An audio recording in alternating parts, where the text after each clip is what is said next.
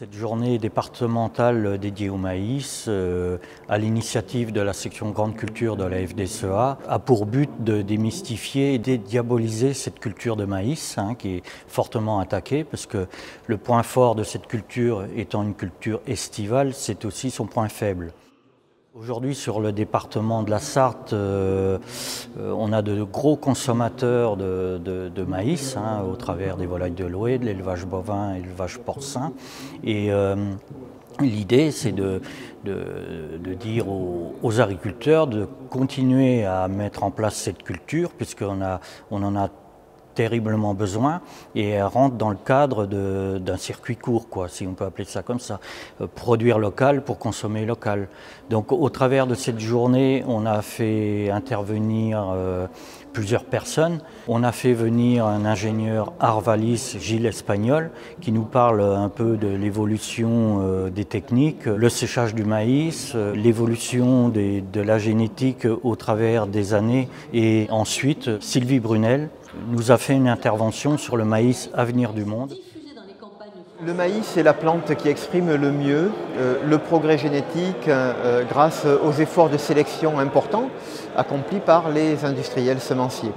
Le progrès génétique du maïs assure une élévation des rendements, une augmentation des rendements de plus d'1 quintal par hectare et par an, ce qui est un cas unique parmi toutes les céréales. Alors ce gain de rendement et de productivité montre que la plante est parfaitement adaptée au réchauffement climatique, à la condition de maintenir pour les producteurs tous les outils de production, toute la palette des outils de production disponibles et éviter toutes les distorsions de concurrence par rapport aux pays concurrents sur les marchés des céréales.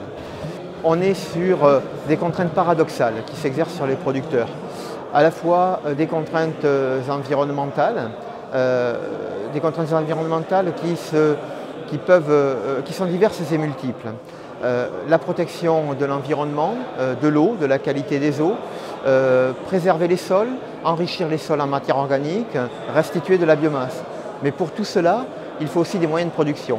Produire de la biomasse pour la restituer au sol, capter le carbone et le CO2 et enrichir les sols en matière organique, pour cela il faut de l'eau. Pour tout cela, il faut de l'eau pour produire de la biomasse. Sans eau, sans création de réserves supplémentaires, il n'y a pas de biomasse supplémentaire et d'intégration supplémentaire de carbone et de CO2. Pour produire de la biomasse et à travers les couverts végétaux qui protègent le sol l'hiver, il faut aussi la capacité de les détruire. Il faut aussi des moyens pour pouvoir détruire ces couverts, notamment des moyens en termes phytosanitaires. Donc ça aussi, c'est un autre paradoxe que doivent assumer les producteurs pour à la fois répondre aux attentes de la société, mais en ayant moins de moyens pour pouvoir répondre à ces attentes. Un point technique que nous avons abordé aujourd'hui qui est l'importance des coûts de séchage du maïs et du niveau d'humidité à la récolte, qui est un handicap spécifique à la France que ne connaissent pas les autres acteurs sur le marché mondial de la production. Donc c'est un travail que nous devons mener tous collectivement pour réduire ces coûts, à la fois à travers des leviers techniques, d'amélioration de l'efficacité du séchage, en actionnant tous les leviers de recherche, d'accompagnement des acteurs du séchage, mais aussi par l'adaptation des itinéraires agronomiques et une récolte à des niveaux d'humidité du grain plus faibles. Pour moi, le maïs, c'est une céréale fabuleuse. Elle est très méconnue en France. On l'accuse de tous les maux, et notamment de consommer trop d'eau, alors que rien n'est plus faux. C'est la plante qui valorise le mieux l'irrigation.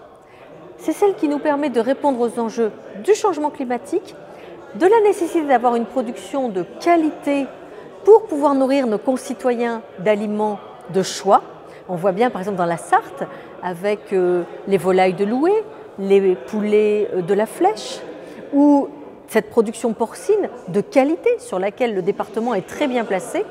Donc le maïs répond à un certain nombre de qualités, adaptabilité, innovation, productivité, et j'aimerais beaucoup que tous ceux qui disent du mal du maïs se rendent compte que sans cette plante, la France ne serait pas la première exportatrice de semences de qualité en France sur 5% seulement de la superficie agricole utile mondiale.